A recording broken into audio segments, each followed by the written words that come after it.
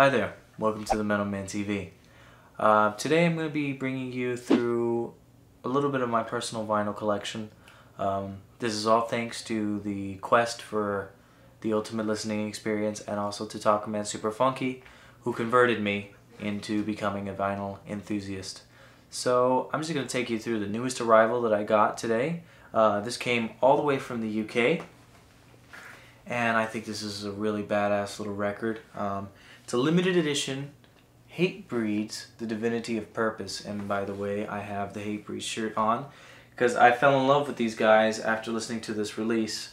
I can't even express how fantastic this album is. There's a little sticker down here that I took off the plastic, and it says limited edition 180 gram 2 LP red vinyl in gatefold, including poster. Special vinyl mastering, 45 RPM, side D, etched vinyl, and it has numbered 90 out of 150 from www.nuclearblast.de. Freaking awesome. These were only 150 released worldwide. I'm really lucky and really psyched to have one of these copies. If you look inside, if you were to get one of these special edition vinyls, the inside on the first sleeve is the poster, and if you unfold it, it looks like this. Now the cool thing about this vinyl is that it was made in, it was colored. So, you know, when you open up the thing, you see the vinyl, you take it out of the sleeve, it's completely in red, which I think is badass. This is side A, 45 RPM, Hatebreed, The Divinity of Purpose, first 4 songs. On side B, the second 4 songs. And the second vinyl is the coolest one because on the cover it says, see on the back here, this is the Hatebreed logo, the awesome silver design on the back, and then it says side A, B, and C for the different track listings. So there are 4 tracks on each side of the vinyl. And the second vinyl is the coolest, like I said. When you take it out of the sleeve, you gotta be very, very careful with vinyls these days, and all the time. But it says Hatebreed, Divinity of Purpose, side C. The bonus track, Idolized and Vilified, is on here. And then when you flip it over, it's etched. It's an etched vinyl. Now I'm gonna try my best to show it in the light here, but if the light shines just right on it, you can see, I really hope you can see this, the etched Hatebreed logo in the middle, and then it has the Hatebreed in letters and flames on the top and on the bottom, which I think is a wicked cool, you know, memorable kind of etching. I'll take a listen to the album, probably just once or twice, or 200, but the important part is that it's a special edition, and it should be treated like one. And I'm going to frame the poster, and I'm just going to put it off to the side and show it off and say, I got a limited edition one from some vendor in the UK, and it's fantastic. So this is really a cool addition to my vinyl collection. I have a bunch of them I'm going to share with you now. I just want to take you through something real quick, show you the box of the turntable that I got. This is the Audio-Technica ATLP60, which is a fully automated turntable. Actually not fully. It says fully, but you can still do stuff manually. You can move the needle manually, drop it where you'd like. It only plays 2 speeds, 33.5 and 45, but for the most part I haven't really come across records at a 78 speed just yet. But it says it plays 2 sizes, 12-inch vinyls and 7-inch, but you can play 10-inch vinyls as long as the speed matches what this can play at. You can just manually drop the needle and listen away. So I got that at FYE, so thank you FYE very much. I really appreciate that. And I'd just like to take you through some of my vinyls, some new ones that I've gotten from releases over the last 10-15 years, and some even older. And some about 6 vinyls that I got vintage from a store around here. So let me go ahead and show you those. This was my very first vinyl. I bought this turntable and I bought this vinyl with it. This is the alternative cover, not the original cover, to Jimi Hendrix Experience's last album, Electric Ladyland. And this was a re-release through Jimi Hendrix's some family records or something like that. And as you can see in the back here, Jimi Hendrix Electric Ladyland. 4 sides, 2 LPs, excuse me. This is just an essential listen to every Hendrix enthusiast or rock and roll enthusiast, because this really shaped, shook the world when the Electric Ladyland was released, and also when the Hendrix Experience first came together. This is a limited edition re-release. It has kind of like a collage of tributes to Jimi Hendrix, a little letter on the insert here, along with track listing and help and all that stuff. It also comes with a little booklet of history of Jimi Hendrix and how the guys came together to re-release and remaster all of their records into vinyls and all that stuff. Very, very cool thing to have in my collection. Second vinyl here is also one I bought when I got this. It's a very interesting record in this moment. Blood, band, album. Just saying, because I got them confused for a minute. So yeah, this is a very interesting metal group. This is what they call industrial metal. And if you're not a fan or you don't really listen to that kind of music, this could be a little bit extreme for you. It's kind of hard to get through the whole thing. Not because it's bad or anything, just because of the style. It's kind of like, to me, Seven Dust meets Nine Inch Nails, and it's still heavier with a female vocalist who incorporates a different kind of screaming and speaking and kind of singing in some of the songs. On the inside, it has the lyrics on one side, and if you turn it over, it has the credits for the people in the group, what they use, who is produced by, all that, and then the thank yous and stuff. This is also a limited edition red vinyl release. I think this is a very, very, very cool concept to this album, also to the artwork and the work that's included in making the vinyl. So very, very cool. I think it is a difficult album to listen to if you're not used to the genre of music. But I say give it a shot, because you never know what you could really like until you really give it a chance. So I bought this with my girlfriend at the time, and I haven't listened to the whole album just yet, at least on vinyl. But I'm just about through digitally listening to it. Also on the inside, it includes a coupon to download it digitally, so I took advantage of that. That's kind of cool. With vinyls nowadays, they include those digital downloads so you can have them on the go. Now, this one is an awesome double vinyl. This is the Foo Fighters Echo, Silence, Patience, and Grace. This is from 2000, I'm going to say 7? Yes, 7. 2007. Fantastic album. On the back it has the list. Tracks like The Pretender, Let It Die, Come Alive, Stranger Things Have Happened, and the biggest one is Cheer Up Boys, Your Makeup Is Running. Great, great stuff. It's just a fantastic listen if you've never heard it. On the inside, it comes with a cool collage of pictures, and the vinyl sleeves are photos of the different some members in the group. Taylor Hawkins, the drummer, and it has side A and it says The Pretender. It has like choruses for each one. Dave Grohl's on the other side. But the vinyl comes out like this, so it looks like it's sideways, but the vinyl comes out to the top. It's kind of neat. Same thing for the second one. So I think it's just kind of cool, and it's a really neat record to have and listen to. So that was on repeat for a while.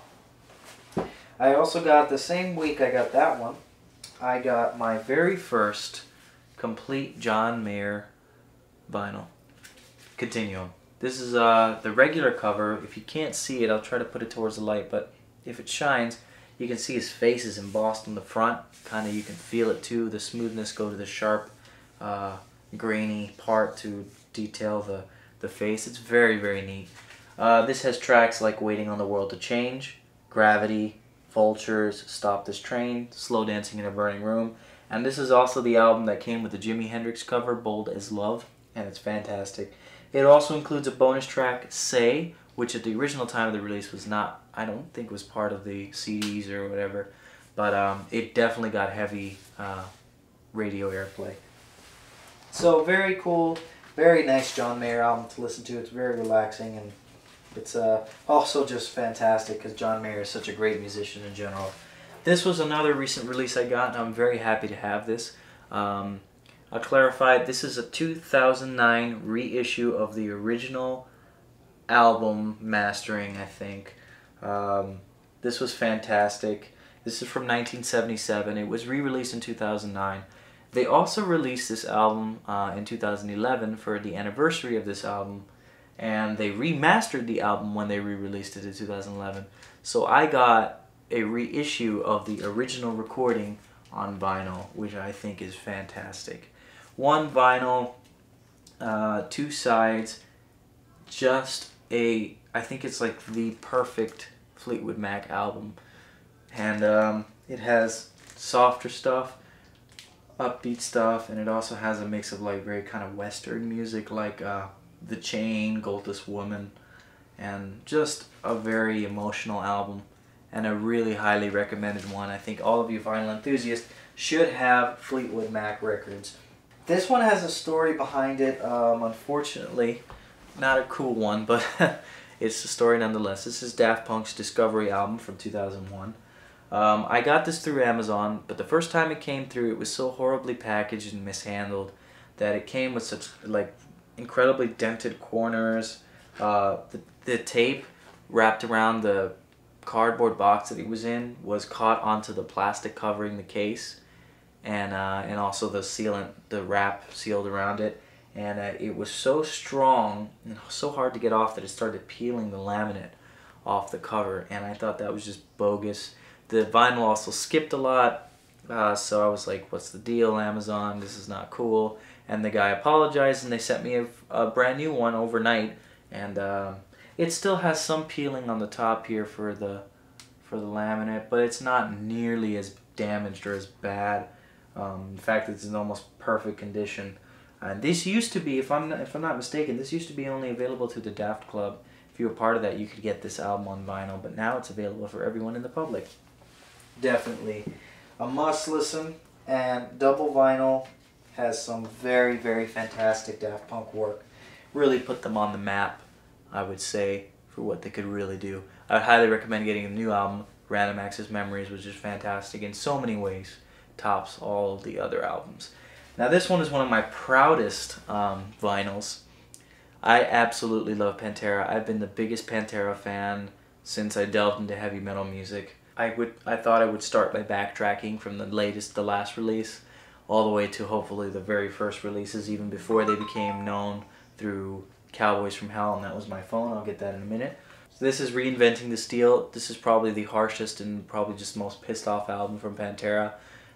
Close to Far Beyond Driven, or the one before this, The Great Southern Trendkill. I think it's just because it's 10 tracks, there's no bullshit on this. It's just really cool. It's has the picture and the photo in the middle, and all the lyrics and the credits and stuff, and it's on this heavy duty cardboard, and it's really, really cool. Really great album. One of the proudest ones I think I own. And the last new one is Jack Johnson's On and On. I've also been a huge, huge Jack Johnson fan. I consider Jack Johnson and John Mayer to be two of my biggest influences in songwriting.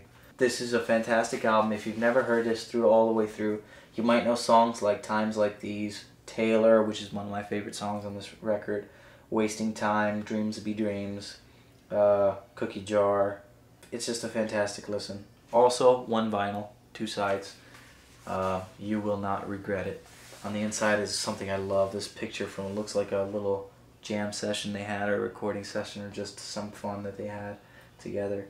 And it kind of sets the mood for the album, that you just want to sit back, relax, and enjoy some peaceful music through Jack Johnson. Great record. I highly recommend you listen to it. Alright, so these records took a while to find, but I really enthusiastically got them because of how big I am a fan of these groups. This is probably the best buy from that time. Fleetwood Mac's Fleetwood Mac. This album was actually right before Rumors, and this has some of my favorite tunes on it. And a lot of the ones that put Fleetwood Mac on the map in terms of great hits was this album. This album has Landslide, Say You Love Me, Over My Head, Blue Letter, Rhiannon was one of the biggest songs off this album. It's on the first side. Monday Morning. Just a great record. And this was produced at Sound City in Los Angeles before it was closed down. So this is has a really nice history behind it too. Original pressing from 1975. So very, very cool. I think my favorite buy was this one, the Rolling Stones, Some Girls. I couldn't believe they had this, and the condition that it's in, they were so cheap to get some of these records, and they play so beautifully. And I love this album from start to finish. I had never heard the entire album. I've heard many songs on this album, including Miss You, Beast of Burden, When the Whip Comes Down, and Lies, but never the whole thing through. And it was just a really nice experience. It kind of boosted influence to continue playing music because of just how incredibly diverse this record is.